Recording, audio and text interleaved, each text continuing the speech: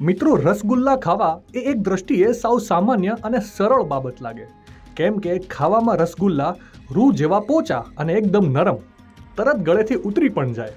પણ ક્યારેક ક્યારેક રસગુલ્લા ખાવાનો ચસ્કો એવો ભારે પણ પડી જાય કે જીવ સાથે કાયદેસરની રમત થઈ જાય. અને આવું જ કંઈક થયું છે જમશેદપુરના બેલાજુરી પંચાયતમાં આવેલા માલિયંતા ગામમાં, કે જ્યાં થોડા દિવસ પહેલા રાત્રે એક લગ્ન સમારંભ દરમિયાન એક દુઃખદ અકસ્માત થયો.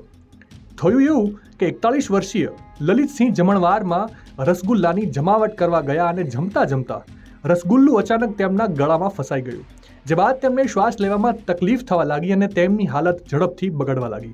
જોકે ઘટના સ્થળે હાજર લોકોએ તાત્કાલિક તેમના ગળામાંથી રસગુલ્લું કાઢવાનો પ્રયાસ કર્યો, પરંતુ તેઓ નિષ્ફળ ગયા. જે બાદ ગ્રામજનો તેમને સ્થાનિક MGM હોસ્પિટલમાં લઈ ગયા, જ્યાંના ડોક્ટરોએ તપાસ કર્યા બાદ તેમને મૃત જાહેર કર્યા.